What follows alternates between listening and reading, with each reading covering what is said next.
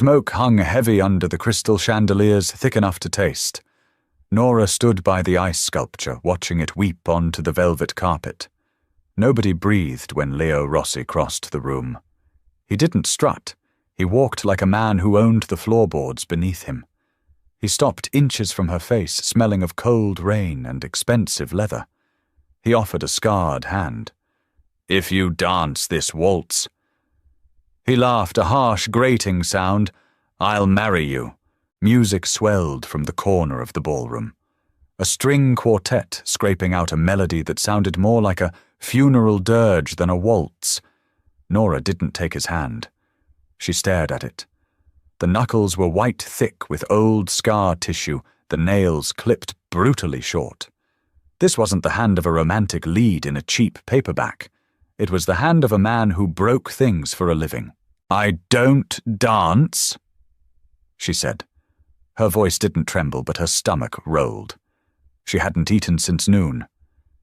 The cheap champagne she'd been nursing was turning acidic in her gut. Leo dropped his hand, but he didn't step back. He invaded her personal space entirely. The scent of him was overwhelming, up-close peppermint gum masking stale espresso underneath the sharp metallic tang of gun oil. It wasn't a request, Nora. She hated that he knew her name.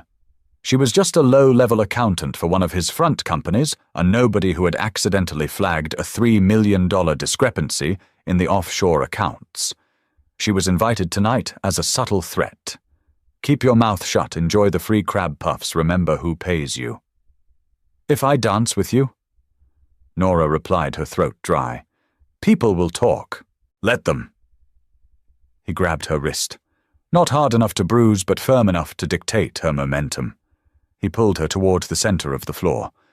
The crowd parted. Rich men in tailored suits and their wives dripping in diamonds fell back like oil, separating from water.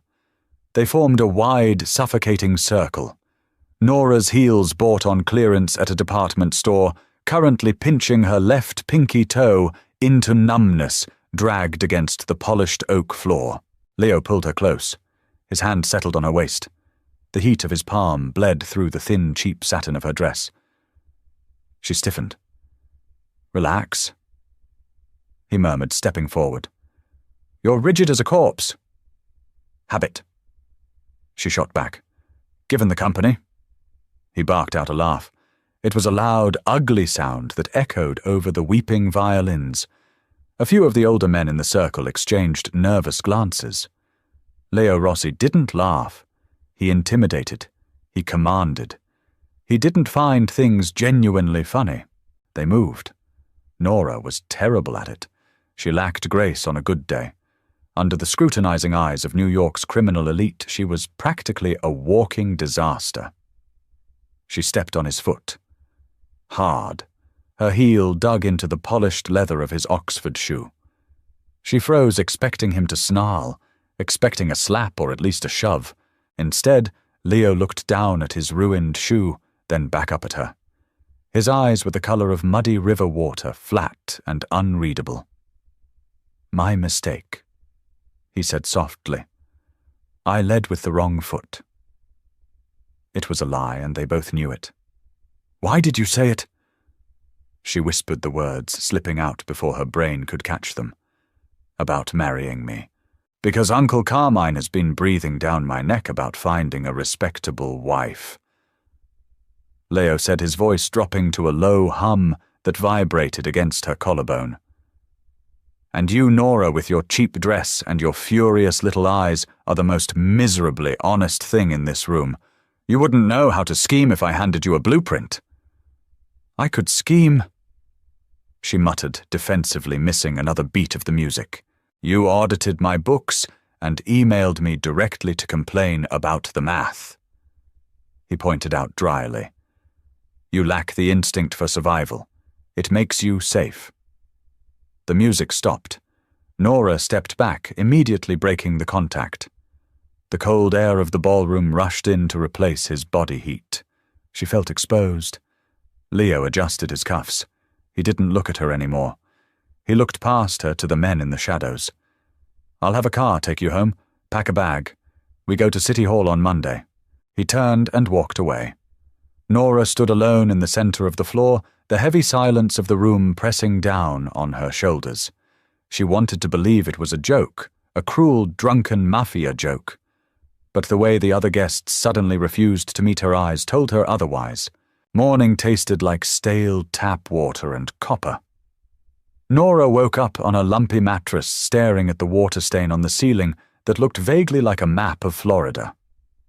The radiator in the corner clanked, coughing up weak heat. She rubbed her face, the cheap makeup from the night before flaking off her eyelashes. A dream. It had to be a bizarre, stress-induced fever dream. Then the knock came. It wasn't a polite tap. It was 3 heavy, measured thuds that made the flimsy wood of her apartment door rattle in its frame. Nora froze. She grabbed the baseball bat she kept under the bed, a rusted aluminum thing she'd found in an alley, and crept to the peephole. 2 men. One built like a brick wall, wearing a suit that strained at the biceps. The other older, thinner, with a nose that had been broken and reset slightly to the left. "Miss Nora?" The older one called out. His voice was gravelly tired. "Boss sent us. We got coffee." She didn't open the door. "Go away. I'm calling the police." The older man sighed. It sounded loud through the thin door. "The police work for the boss, sweetheart. And the coffee's getting cold. Just open up. We ain't here to break nothing." She lowered the bat. The bitter cynic in her brain took over. If they wanted her dead, they wouldn't have knocked. She unlocked the deadbolt and pulled the door open a few inches. The thin man handed her a paper cup. It was from the good bakery 3 blocks away. She took it cautiously. The cardboard was warm. "Leo expects you at the estate by noon." The man said, "Pack whatever you want to keep. The rest goes in the trash." "I live here," she said, wrapping her cold fingers around the cup. "Not anymore." 3 hours later, Nora was sitting in the back of a black SUV clutching a single duffel bag. It held 3 pairs of jeans, a handful of sensible sweaters, her laptop, and a ceramic mug her mother had given her before she died. Everything else, her mismatched plates, her wilting houseplant, her terrible curtains, she left behind. It was sickening how easy it was to erase her life. The Rossi estate wasn't in the city. It was out in Long Island, hidden behind high iron gates and thick rows of privacy hedges. When the car pulled up the gravel driveway, Nora felt a wave of profound nausea. The house was massive, built of cold grey stone.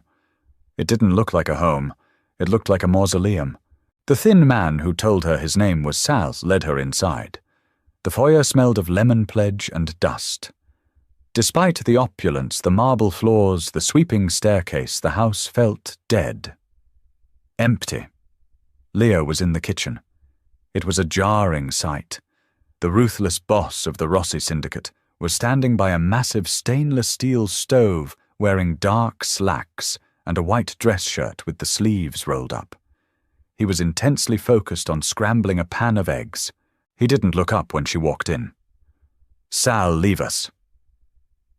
Sal vanished. Nora stood awkwardly by the island, her duffel bag heavy on her shoulder. The kitchen was too quiet, save for the sizzle of butter in the pan. "Hungry?" Leo asked. He scraped the eggs onto 2 plates. "I think I'm going to throw up." Nora answered honestly. Leo paused. He looked at her, his dark eyes scanning her pale face. He slid a plate of eggs across the counter toward her. "Eat first, then throw up. The body needs fuel for panic." Nora dropped her bag. It hit the tiled floor with a dull thud. She sat on one of the high stools and stared at the eggs. They were perfectly cooked. She picked up a fork and took a bite. It tasted like ash, but she forced it down. "Why am I here?" she asked, her voice cracking. "Actually, why? Don't give me that garbage about my honest eyes." Leo leaned against the counter opposite her, eating his own eggs straight from the pan. He looked tired. The harsh daylight exposed the dark circles under his eyes, and the fine lines of tension around his mouth. My Uncle Carmine controls the supply routes in the south. Leo said, his voice flat. He's old school. He believes a man without a wife and an heir is unstable, unreliable. The other families are getting restless. They think I'm reckless. I need a grounding mechanism, a wife. Hire an actress? Actors talk, Leo said. They want money, they want fame, they get greedy. You Nora want nothing. You live in a shoebox, you eat ramen 4 nights a week, and you flagged a multi-million-dollar theft without asking for a cut. You're predictable. I'm boring, she corrected. Exactly. He put the pan down in the sink with a clatter. You marry me. We play the part. You get access to my bank accounts, a life where you never look at price tags, and nobody ever threatens you again. 5 years. When Carmine dies, and he will, his liver is failing, we quietly divorce. You walk away rich. Nora chewed her bottom lip. She looked around the sterile kitchen. She thought about her damp apartment, the constant anxiety of making rent, the soul-crushing monotony of her spreadsheets. And if I say no... Leo didn't blink. You audited the books. You know exactly who was stealing from me. I don't know who it was. It was just a shell corporation. The men who did it know you found the leak. Leo interrupted. If you walk out of this gate, you're fair game. I can't protect an employee. I can protect a wife. It wasn't a proposal. It was a hostage situation wrapped in a velvet ribbon. Nora looked at her half-eaten eggs. Her hands were shaking slightly. She hated him in that moment. She hated his calm logic, his clean kitchen, the way he casually laid out her mortality over breakfast. 5 years, she whispered. 5 years. He agreed. I want a dog. Leo blinked. It was the first time she had seen him genuinely surprised. A dog. If I'm going to live in this depressing museum, I want a dog, a big one.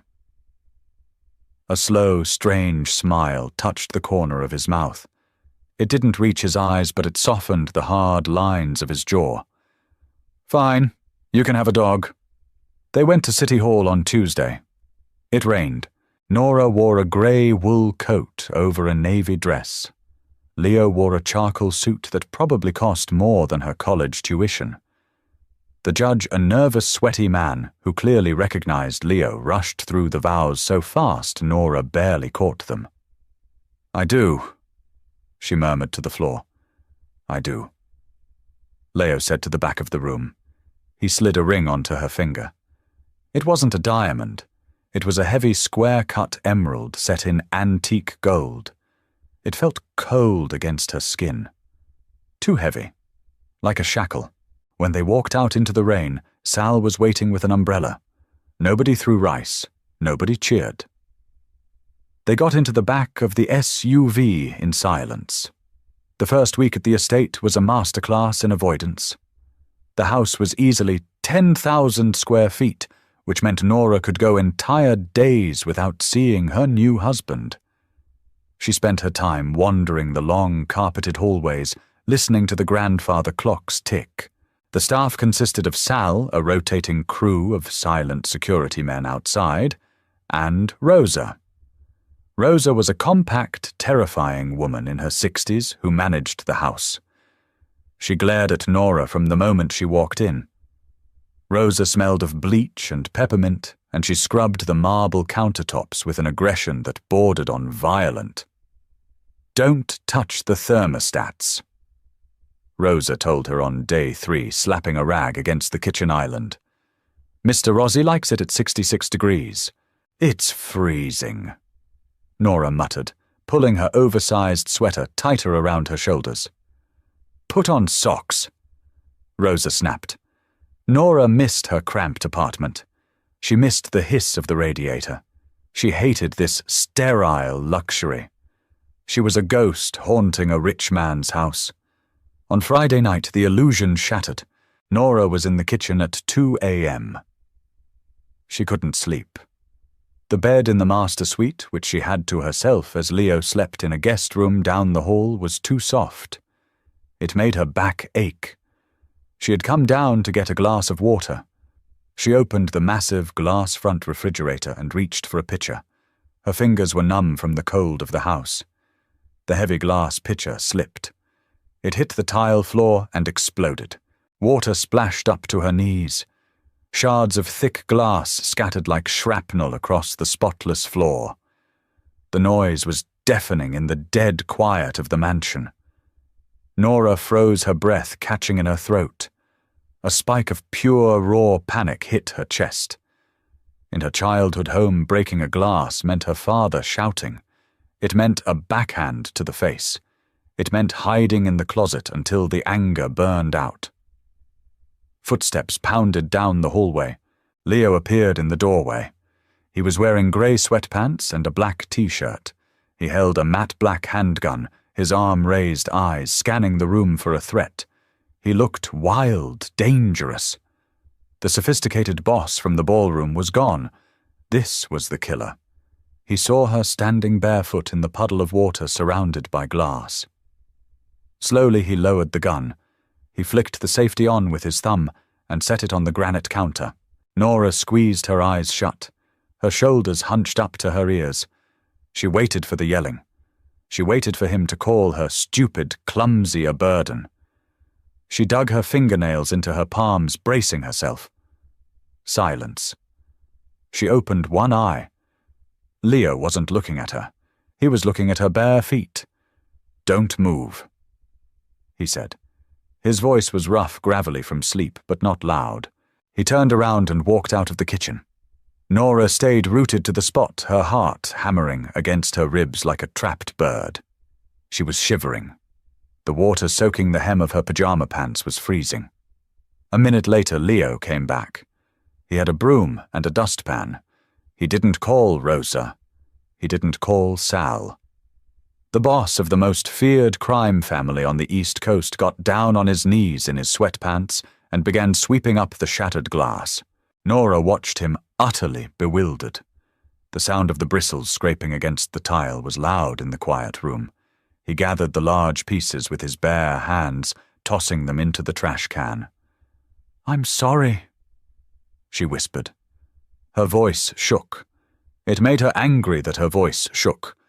"I'm sorry it slipped." Leo paused. He looked up at her from the floor.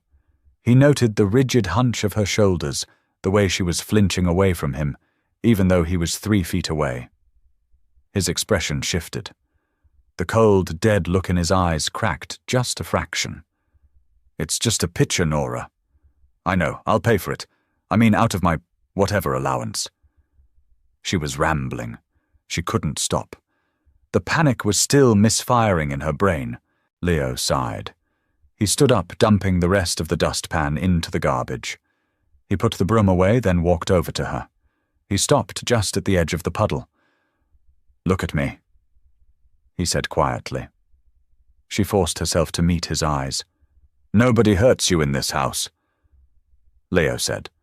It wasn't a romantic promise. It was a statement of absolute, immovable fact. "You drop a glass, you drop a glass. You burn the house down, we buy a new one. Stop waiting for the backhand. It isn't coming." Nora's throat tightened.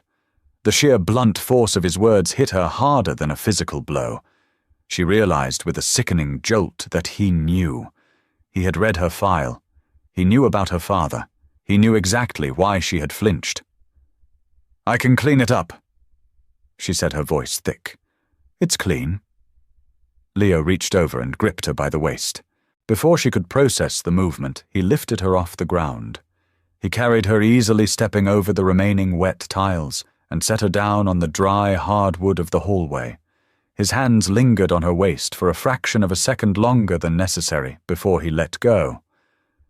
"Put some socks on," he muttered, turning his back to her. "You're freezing." He grabbed his gun off the counter and walked back down the dark hallway. Nora stood on the hardwood floor, staring at the empty kitchen. The cold water was still soaking through her pants, but the spot on her ribs where his hands had rested felt like it was burning. The next morning, Uncle Carmine called. He was throwing a dinner party at his estate in New Jersey. The entire commission would be there. It was time for the Rossi family to formally introduce the new bride. Nora was sitting at the kitchen island when Leo gave her the news. He was back in his tailored suit smelling of espresso and mint. The vulnerability of the night before was completely gone, locked away behind his dead, penny-brown eyes. "We leave at 6, he said, adjusting his watch. "Wear something expensive. Rosa has laid out a few dresses." "Do I have to talk?" Nora asked, pushing a piece of dry toast around her plate. "Smile, nod, and eat your pasta," Leo instructed. "Carmine is going to test you. He's going to look for cracks. He wants to see if you're a gold digger or a liability. Just play the quiet, devoted wife." "I can do quiet." "And Nora?" Leo paused at the door, glancing back over his shoulder. "What? Carmine has 2 Dobermans. Don't pet them. They bite." Nora watched him leave. She looked down at the heavy emerald on her finger. It caught the morning light gleaming with a cold, hard fire. She had survived her father, and she had survived 26 years of being invisible. She could survive a dinner party with the mob. But as she walked upstairs to find the dresses Rosa had laid out, her mind flickered back to the night before. To the sight of Leo Rossi on his knees, sweeping up broken glass so she wouldn't cut her feet. The internal contradiction of the man made her stomach twist. A monster who swept the floor, a killer who told her to put on socks. She didn't know which version of him was the lie. But as she zipped herself into a black silk dress that cost more than her car, she realized she was entirely terrified to find out. She wasn't just acting a part anymore. The lines were beginning to blur, and they hadn't even made it to the first dinner. Uncle Carmine's house smelled like roasting garlic and impending death. It was a sprawling Tudor mansion in New Jersey, suffocated by overgrown ivy. Inside, the heat was cranked to a stifling 80 degrees to soothe the old man's failing joints. The air was thick-heavy with the clashing odors of expensive cigar smoke marinara and the sharp medicinal sting of camphor rub. Nora walked beside Leo, her heels sinking into the plush Persian runner. She felt entirely displaced in the black silk dress that clung to her ribs. It felt like armor made of tissue paper. Leo didn't hold her hand. He rested his palm lightly on the small of her back. His fingertips dug just slightly through the silk into her skin. It was a warning. Stay close. Stay sharp. The dining room was cavernous. A mahogany table stretched the length of it, flanked by men in suits who all looked like variations of the same blunt instrument. Thick necks, assessing eyes, heavy gold watches resting on the linen tablecloth. Their wives sat beside them, draped in diamonds and stiff smiles. At the head of the table sat Carmine Rossi. He was a decaying king. His skin was the color of old parchment hanging loosely over a skeletal frame, but his eyes were sharp. They were the same muddy river water color as Leo's, but where Leo's eyes were flat and unreadable, Carmine's were feverish. Hungry. "Leo!" Carmine rasped. He didn't stand. He gestured with a trembling hand holding a heavy crystal glass of red wine. "You brought the accountant." "I brought my wife, Carmine," Leo said. His voice was smooth, a low baritone that cut through the low murmurs of the room. He pulled out a chair for Nora. She sat. Her knees were shaking under the table, so she pressed them firmly together. "Wife," Carmine scoffed. The sound rattled in his chest like loose gravel. He leaned forward, fixing his gaze on Nora. "You don't look like a Rossi wife. You look like a substitute teacher." A few of the men at the table chuckled. The wives kept their eyes glued to their soup bowls. Nora's stomach clamped down. She wanted to shrink. She wanted to look at her lap and wait for the humiliation to pass, the way she used to when her father drank. But she felt Leo's presence beside her. He didn't say a word. He was waiting. She took a breath. The air tasted like copper and stale smoke. "I prefer the term auditor," Nora said. Her voice was quiet but steady. "And looking like a substitute teacher is exactly why nobody pays attention to me when I find $3 million missing from your supply chain, Mr. Rossi." The room went dead silent. The clinking of silverware stopped. Carmine's watery eyes widened. He looked at Leo, then back to Nora. "You got a mouth on you. I have a calculator," she corrected, picking up her water glass to hide the tremor in her hands. "I don't care about family politics. I care about ledgers, and your ledgers were bleeding." Carmine stared at her for a long, suffocating moment. Then he threw his head back and laughed. It was a wet, hacking sound that ended in a coughing fit. The man to his right patted his back nervously. "She's a cold one, Leo." Carmine wheezed, wiping his mouth with a linen napkin. "I like her. She's got no romance in her. Romance makes men stupid." Leo reached under the table. His large, calloused hand found Nora's knee. He squeezed it once, firm, warm, anchoring. "She serves a purpose, Uncle." The dinner was an endurance test. Plate after plate of heavy, rich food was pushed in front of her. Veal truffle risotto braised lamb. Nora couldn't eat any of it. Her throat felt tight, restricted by the overwhelming tension in the room. The men talked business-coded conversations about shipping containers in Newark and union reps in Queens. Nora kept her eyes on her plate, her posture perfectly straight. She felt the eyes of the other women on her. They were waiting for her to break, to cry, to excuse herself, to prove she didn't belong in their world. Suddenly, a low, guttural growl vibrated against the floorboards. From the shadows of the hallway, two massive Dobermans slinked into the dining room. They were sleek, muscle-bound beasts with cropped ears and yellow, unblinking eyes. They bypassed the other guests and headed straight for the newcomers. One of them stopped beside Nora's chair. It pressed its cold, wet nose against her bare thigh, sniffing aggressively. The smell of wet dog and raw meat wafted up. Nora froze. Every instinct screamed at her to pull away, to kick it, to run. "Don't pet them. They bite." She kept her hands flat on the table. She didn't look down. She stared straight ahead at a horrifying oil painting of a stag being hunted on the opposite wall. The dog let out a sharp, testing bark. Under the table, Leo's leg shifted. He didn't kick the dog.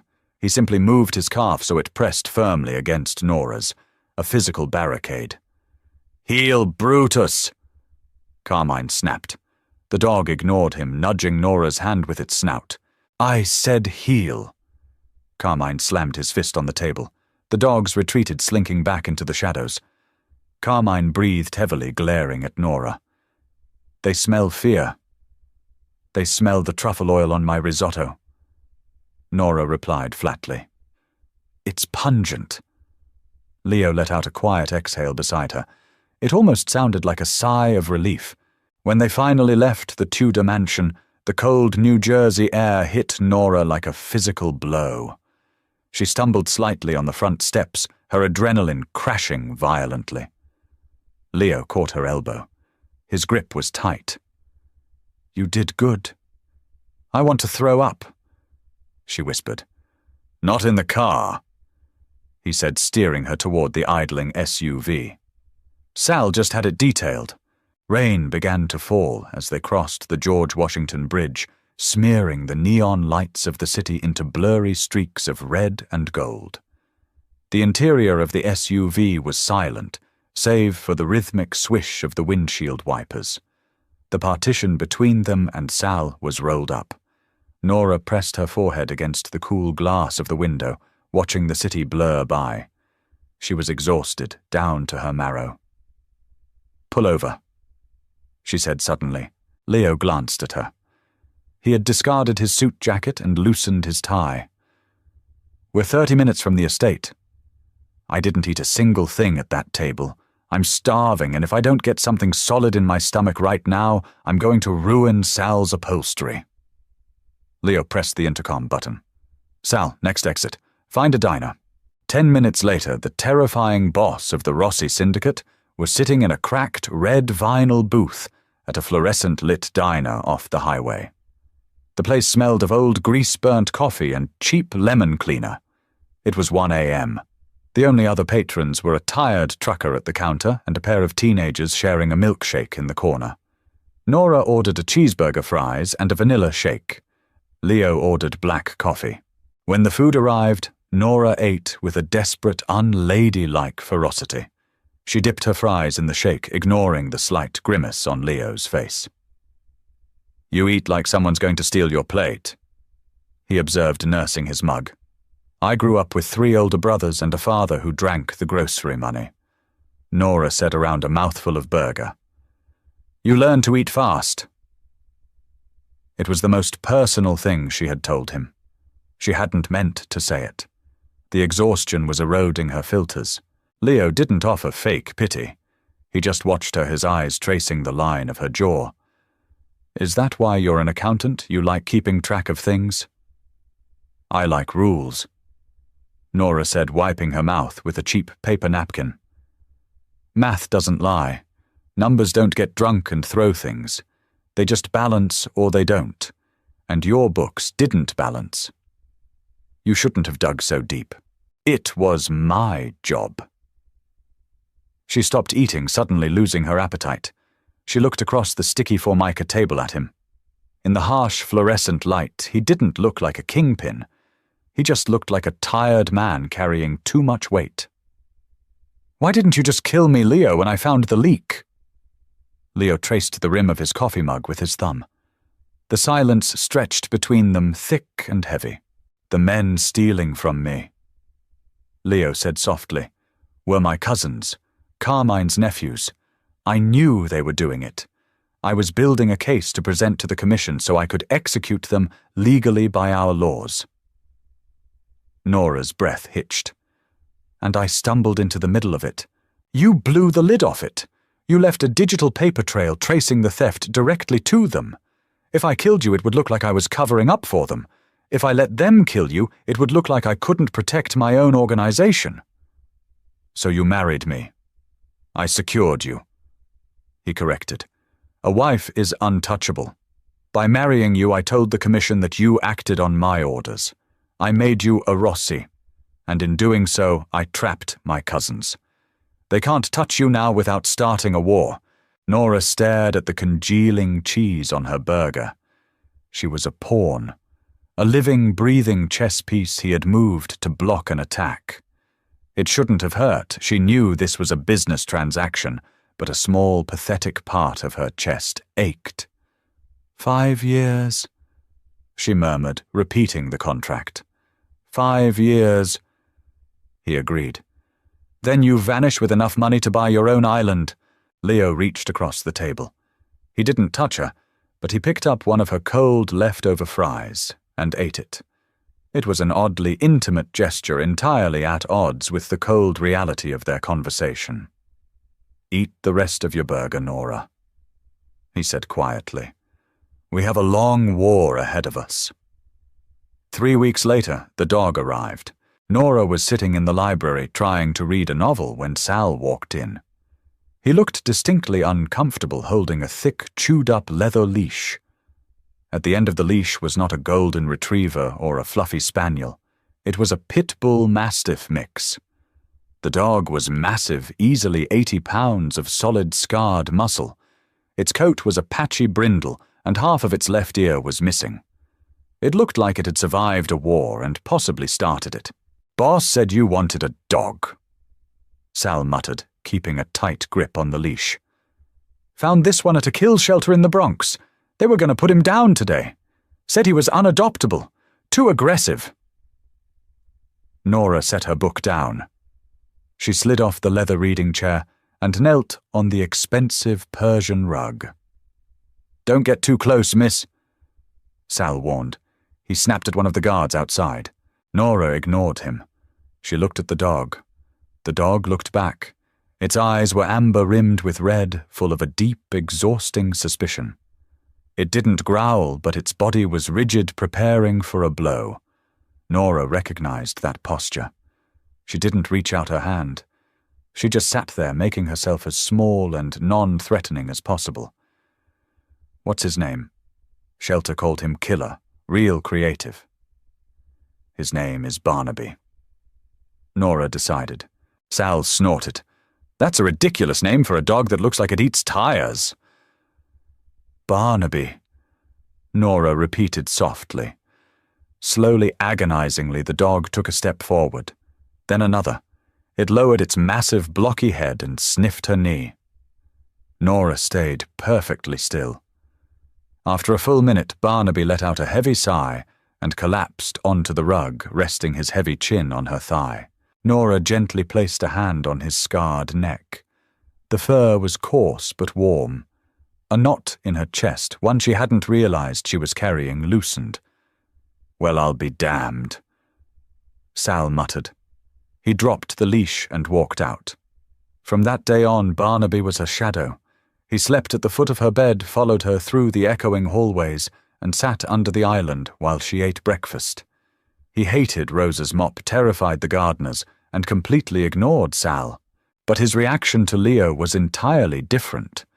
The first time Leo encountered the dog, he was coming home late from a meeting.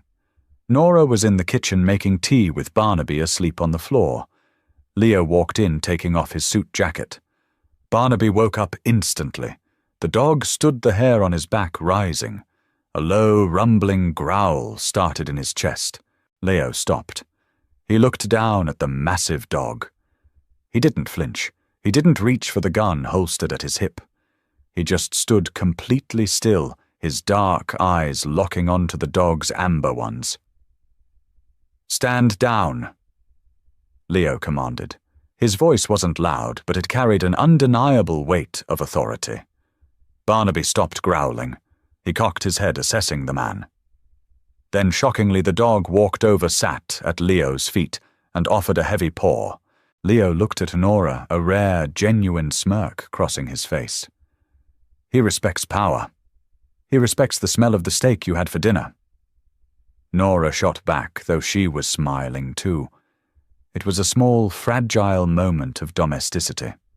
A glimpse of a normal life inside a gilded cage. It ended 3 days later. Nora was walking Barnaby around the perimeter of the estate. It was dusk. The air was crisp, smelling of pine needles and damp earth. She liked this time of day. The shadows hid the high walls and the security cameras. For an hour she could pretend she was just a woman walking her dog in a park. Barnaby stopped suddenly near the southern tree line, his ears pinned back. He let out a vicious, snarling bark, pulling hard on the leash. "Barnaby, no," Nora commanded, trying to pull him back. Then she saw it. Nailed to the trunk of an old oak tree, just inside the wrought iron fence, was a piece of white paper. Nora froze. Her heart hammered against her ribs. She looked around the encroaching darkness, suddenly feeling suffocating. The security guards were supposed to patrol this sector every 15 minutes. How did someone get close enough to the fence to do this?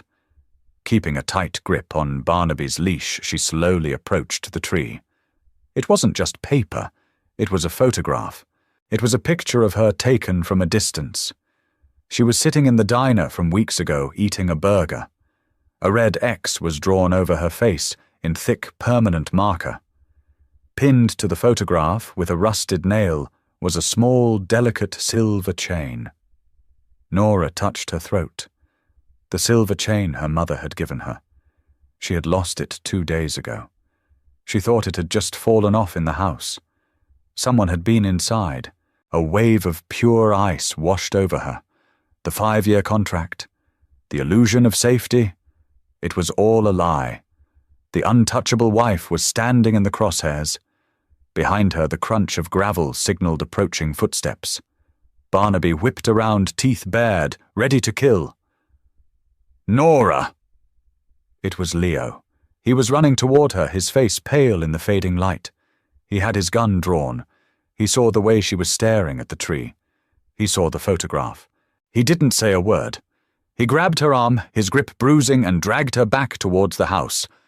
Barnaby followed, sensing the absolute shift in the atmosphere. When they got inside, Leo locked the heavy oak doors. He yelled for Sal. He yelled for the perimeter to be locked down. The calm, composed businessman was gone. The monster was out of the cage. He pushed Nora into the study and slammed the door shut behind them. The room was dark, smelling of leather and old paper. "Who?" Nora whispered, her voice shaking violently. "Who got inside?" Leo paced the room like a caged animal. He dragged a hand through his hair, messing up the perfect styling. His eyes were wide, feral. "Carmine's nephews." Leo snarled. "They know I'm moving against them. They know I have the ledger. They're trying to force my hand." "They got into my room, Leo. They took my necklace." Leo stopped pacing. He looked at her. Really looked at her. He saw the terror in her eyes, the way she was clutching the dog's leash like a lifeline. He crossed the room in 2 long strides and grabbed her by the shoulders. "I will kill them," he said. The words weren't a threat. They were a vow spoken with such dark, absolute certainty that it made Nora's blood run cold. "I will tear them apart, piece by piece." "You said I was safe," she yelled, shoving at his chest. The dam broke. The weeks of suppressed fear, the tension, the acting, it all boiled over. "You promised me 5 years. You said you lied to me." She hit him, a closed fist against his chest.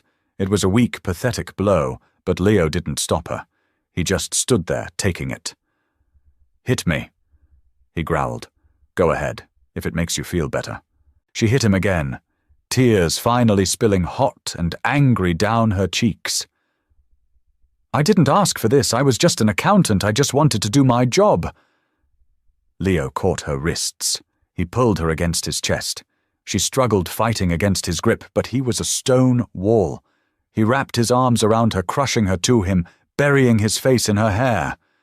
"I know," he whispered fiercely against her temple. "I know, Nora. I'm sorry. I'm so damn sorry." It was the first time she had ever heard him apologize for anything real. And as she stood there in the dark, pressed against the chest of a killer, Nora realized the most terrifying truth of all. She felt safer in his arms than anywhere else in the world. Lockdown turned the sprawling estate into a tomb. Rosa was sent away on a mandatory paid vacation to Florida. The gardeners disappeared. The heavy iron gates remained chained shut, and the gravel driveway was empty, save for 3 black SUVs parked at tactical angles. The house smelled of stale espresso-burnt toast and the sharp chemical sting of gun oil. Nora didn't sleep. The silence of the house, once merely oppressive, was now a physical weight pressing against her eardrums. Every creak of the floorboards, every settling pipe sounded like a footstep. Leo was a ghost. He spent his days in the basement with Sal and a rotation of hard-faced men who tracked dirt onto the marble floors. They spoke in low, guttural murmurs that vibrated through the heating vents. When Leo did come upstairs, he looked hollowed out. The pristine suits were gone, replaced by tactical pullovers and shoulder holsters. His knuckles were bruised purple. He stopped making breakfast. On the 4th day of the siege, Nora cracked. She walked into the library, Barnaby heavy at her heels. The dog's claws clicked rhythmically against the hardwood. Sal was sitting at the mahogany desk, dismantling a Glock 19. The metallic snick-clack of the slide was jarring in the quiet room. "I need the drives," Nora said. Her voice was raspy from lack of use. Sal didn't look up. He wiped a cloth over the barrel. "Boss says you stay in the West Wing, Nora. Keep the dog quiet." "I am going to lose my mind in the West Wing, Sal," she snapped. Her hands were shaking, so she shoved them into the deep pockets of her oversized cardigan. "I am an auditor. I track money. Carmine's nephews didn't magically bypass your security without paying someone off. They need liquid cash to move against Leo. Give me the encrypted drives." Sal paused. He looked at her, his broken nose casting an ugly shadow across his face in the dim lamplight. He saw the manic energy vibrating in her posture. He sighed, a tired, rasping sound. Leo will skin me. Leo is bleeding money and men because he's treating this like a street war. Nora shot back, stepping closer. It's not. It's a hostile takeover. Give me the books. 10 minutes later, Nora was sitting on the floor of the library, surrounded by glowing monitors and tangled power cords. Barnaby rested his heavy chin on her ankle. For the first time in weeks, Nora felt her panic recede into a cold, hyper-focused tunnel. Numbers didn't hide in the bushes. Numbers didn't leave photographs nailed to trees. They formed patterns. They told the truth. For 14 hours, she didn't eat. She barely blinked. The blue light from the screens burned her retinas, but she kept digging. She traced the offshore accounts, the shell companies, the phantom payrolls. She stripped away the layers of Mafia obfuscation to look at the raw data underneath. At 3 a.m., the pattern snapped into focus. It wasn't a leak. It was a hemorrhage. And it wasn't just the nephews. The door to the library swung open. Leo stood in the doorway, smelling of cold rain and copper. There was a smear of dried blood on his jawline. Not his. "What are you doing?" He demanded, his voice a low, dangerous rumble. He saw the screens, the columns of green data reflecting in Nora's exhausted eyes. He glared at Sal, who was asleep in a wingback chair. "I told you to keep her out of this." "They're a distraction," Nora said. Her voice was flat, void of emotion. Leo stopped. "What?" She pointed a trembling finger at the main monitor. "The nephews. They've been flashing cash, making noise, breaching the perimeter. They want you to focus on them. They want you to retaliate." "They threatened my wife," Leo snarled, closing the distance between them. He knelt beside her, his physical presence overwhelming, radiating anger and exhaustion. "I don't care if it's a distraction. They cross that line, they die. If you go after them, you leave your flank open," Nora said, grabbing his wrist. His skin was freezing. "Look at the routing numbers, Leo. Look." She forced him to look at the screen. 3 days ago, right before they nailed that picture to the tree, $40 million was moved from your legitimate holding companies into a blind trust in Zurich. The nephews didn't authorize it. They don't have the clearance. Leo stared at the screen. The muscle in his jaw ticked. "Carmine. Carmine," Nora confirmed. Her stomach churned with sour bile. "He isn't testing you anymore, Leo. He's liquidating you. The nephews are bait. He wants you to go to ground, go to war with them, so he can drain the accounts, isolate your captains, and vote you out. Or kill you." The silence that followed was suffocating. Leo didn't move. The unstoppable force of the Rossi family was suddenly very still, staring at a spreadsheet that proved his own blood was actively plotting his murder. He closed his eyes. The breath he let out was a shuddering, broken thing. In that moment, he didn't look like a kingpin. He looked like a man who had trusted the wrong father figure. "Where are they?" Leo asked. His voice was entirely hollow. "Red Hook," Nora whispered, tapping a final key. "Warehouse 4A. Carmine just signed the lease under a dummy corp." Leo stood up. He didn't say thank you. He didn't look back. He just walked over to Sal, kicked the chair to wake him, and walked out of the room. Nora sat on the floor, listening to the heavy front doors slam shut. The silence rushed back in, but it wasn't empty anymore. It was filled with the ticking of a bomb she had just armed. 2 hours passed. The digital clock on the desk glared 5:14 a.m. Nora couldn't sit still. She paced the length of the library, rubbing her arms. Barnaby whined, a low, anxious sound in his throat, his amber eyes tracking her every move. The phone on the desk rang. It was an old, heavy landline. It never rang. Nora stared at it, her heart slamming against her ribs like a trapped bird. She let it ring 3 times before she picked up the heavy receiver. "Hello." Static. Then a wet, ragged cough. "Nora." It was Sal. His voice was wrong. It sounded wet, bubbling. Sal. What happened? Where's Leo? Trap. Sal wheezed. The sound of a car engine roared in the background, accompanied by the horrific metallic crunch of metal on metal. Warehouse was rigged. Nephews were waiting. Carmine! Carmine sold us out to the Chechens. Is Leo alive? Nora yelled, her grip on the plastic receiver turning her knuckles white. Pinned down. South Side loading dock. I took a bullet to the lung, kid. Can't drive. Sal choked, coughing violently. Listen to me. You take the dog. You take the emergency bag in the floorboard of the closet. You run. The line went dead. Nora dropped the phone. It clattered against the mahogany. Run. That was the logical choice. The survival instinct. She was a nobody from a shoebox apartment. She had $5 million waiting for her in a trust fund. She could vanish. The mob would eat itself alive, and she would be a ghost on a beach in Mexico. She looked at Barnaby. The dog was staring at the front door, his muscles coiled, ready for a fight. Nora closed her eyes. She thought of the cold, terrifying man who had knelt on his kitchen floor in sweatpants to sweep up broken glass so she wouldn't cut her feet. She thought of the heavy emerald on her left hand. She wasn't a hero. She was an accountant. And the balance sheet was wrong. Come on, she told the dog. Nora ran to the basement armory. She didn't know how to shoot a gun, so she didn't take one. Instead, she grabbed the heavy tactical vest off the wall, sliding it over her cardigan. It was wildly oversized, drooping to her mid-thigh. She grabbed the encrypted laptop, shoved it into a waterproof bag, and grabbed the keys to the armored personnel SUV Leo kept in the garage. She drove like a maniac. The SUV was a tank, heavy and unwieldy, but it smashed through the chained front gates of the estate without slowing down.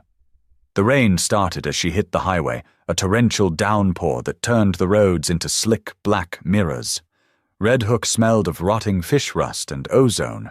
Nora killed the headlights as she approached Warehouse 4A. The docks were a maze of shipping containers. Up ahead she saw the muzzle flashes, strobe lights of violent yellow illuminating the torrential rain. The concussive booms of automatic gunfire rattled her teeth inside her skull. She pulled the SUV behind a rusted crane out of the direct line of sight. She was hyperventilating. Her vision was tunneling. Math doesn't lie. Numbers don't panic. She ripped the laptop out of the bag and booted it up. She plugged it into the SUV's mobile hotspot. Her fingers were slick with nervous sweat slipping on the keys. She didn't need to shoot Carmine. She needed to castrate him. The offshore accounts, the $40 million in Zurich. She accessed the back door she had left open hours ago. She bypassed the biometric locks using the administrative override she had stolen from Sal's files. Outside, a grenade detonated. The shockwave rocked the massive SUV, throwing Nora against the steering wheel. Her lip split against the steering column. Blood, hot and metallic, filled her mouth. Barnaby barked viciously, throwing his body against the passenger window. Through the rain-streaked glass, Nora saw Leo. He was trapped behind a concrete barrier, pinning down two men with a handgun. He was bleeding from a deep gash on his forehead, the rain washing the blood down his face in crimson rivers. He was outgunned. Men were advancing from the shadows of the warehouse, moving in to flank him. "Transfer," Nora whispered to the screen, hitting the final key. She drained the Zurich account. She drained the Cayman Islands shell companies. She routed every single cent of Carmine Rossi's liquid assets into a decentralized crypto wallet locked with a 24-word seed phrase she had just memorized. She picked up her cell phone and dialed the number she had found in Leo's contacts. Uncle Carmine. He answered on the first ring. "Is it done?" The old man rasped. "You're broke," Nora said. Her voice cut through the sound of gunfire outside. It was dead calm. It was the voice of a woman who had just balanced the ultimate ledger. Silence on the line. "Who is this?" "This is the substitute teacher." Nora spat, wiping the blood from her chin. Check your Zurich accounts, Carmine. Check the Caymans. It's gone. All of it. And if Leo dies tonight, I throw the encryption key into the East River, and you die a pauper in a state-run nursing home. A ragged, wheezing intake of breath came over the speaker. You lying bitch! Call them off. Nora commanded, her voice rising in volume. Call your dogs off right now, or I press the button that sends the IRS a neatly packaged file of your tax evasion for the last 30 years. They'll freeze whatever pennies you have left. She hung up. She didn't wait to see if it worked. She slammed the SUV into drive, hit the high beams, and floored the accelerator. The heavy armored beast roared forward, smashing through a stack of wooden pallets and bursting into the open courtyard.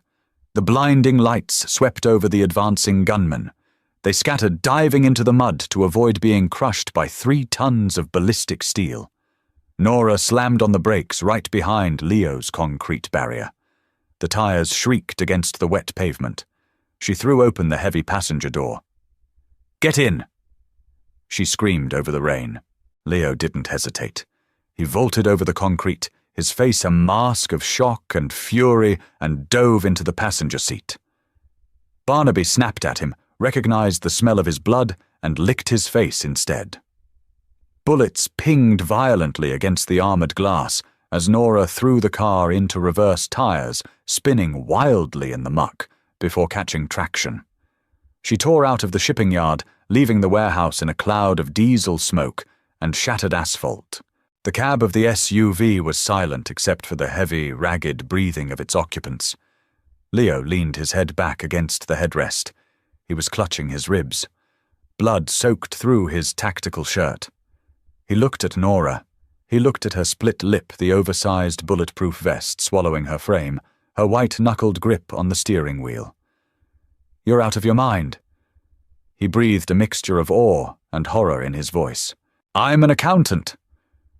Nora replied, her hands shaking so badly she could barely keep the car straight.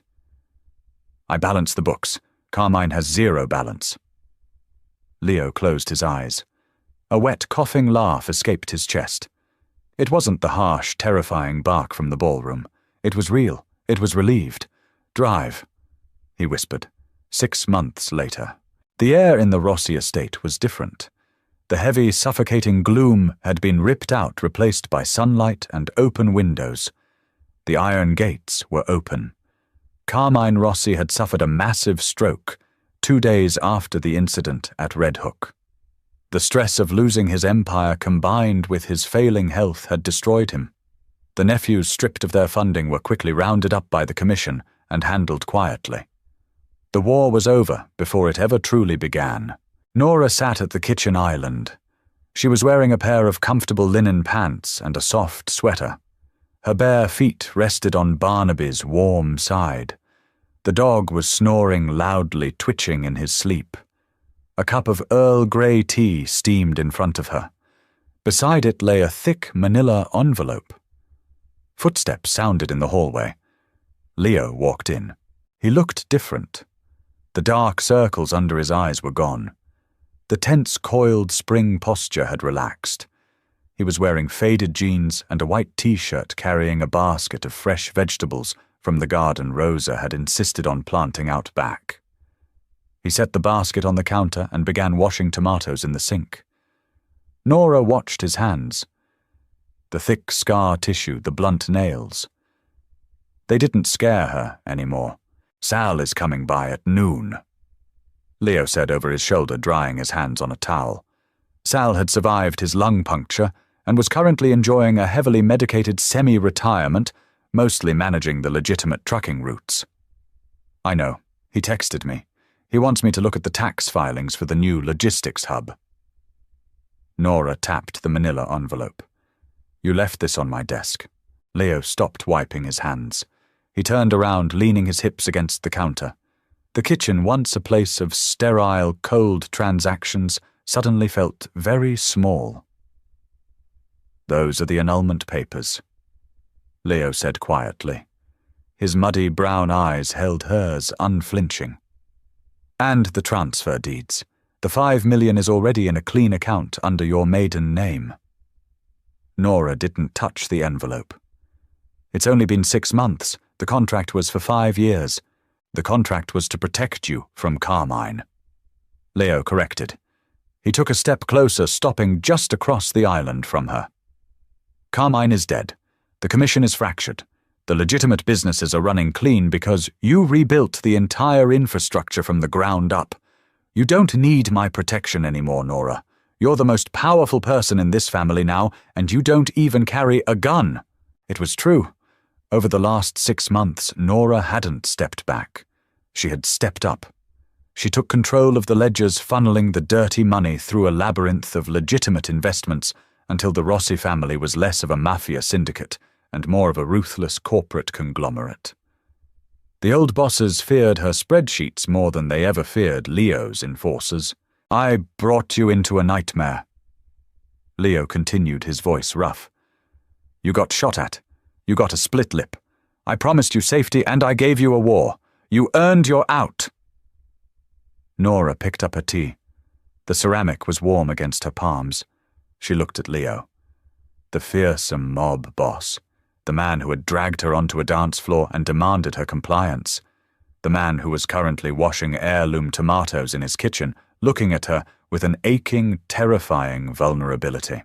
The cynic in her brain screamed to take the money, to run to a beach, to be safe. But safety was boring. Safety was a lumpy mattress and a water stain on the ceiling. Nora reached out. She picked up the manila envelope. Leo's jaw tightened. He looked away, staring hard at the marble countertop, bracing himself for the rejection he believed he entirely deserved. Slowly, deliberately, Nora ripped the heavy envelope in half. The sound of tearing paper was loud in the quiet kitchen. Leo's head snapped up.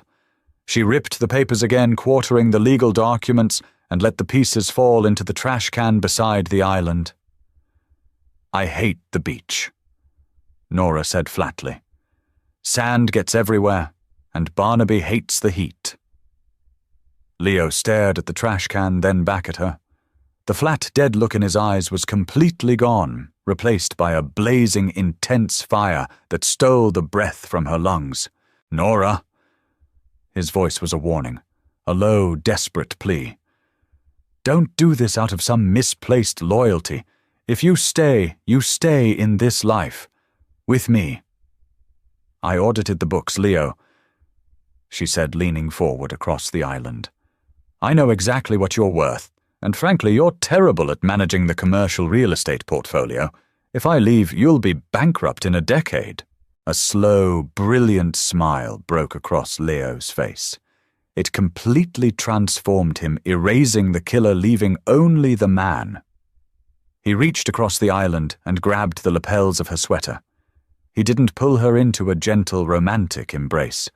He pulled her flush against him, lifting her slightly off the stool. His mouth crashed down on hers. It wasn't a sweet kiss. It was raw, bruising, and desperate tasting of peppermint and the profound relief of a drowning man finding solid ground. Nora's hands tangled in his hair. The contradiction was absolute. She was a woman who demanded order, marrying chaos. He was a monster who craved peace, surrendering to the accountant who managed his soul.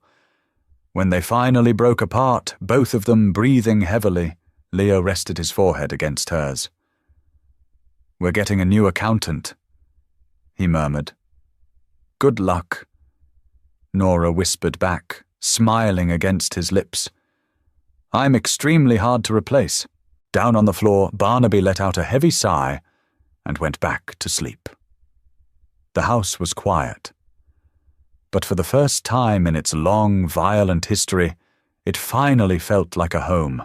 If you loved this raw, intense journey of Nora and Leo, don't keep it to yourself. Smash that like button, subscribe to the channel, and hit the notification bell, so you never miss another gripping story. Share this video with your fellow romance and drama lovers. Let's build a community of people who crave stories with real bite and complex characters. Drop a comment below. What was your favorite twist, and what kind of fierce protagonist do you want to see next? Your support keeps these stories alive. Like, share, subscribe, and stay tuned for more.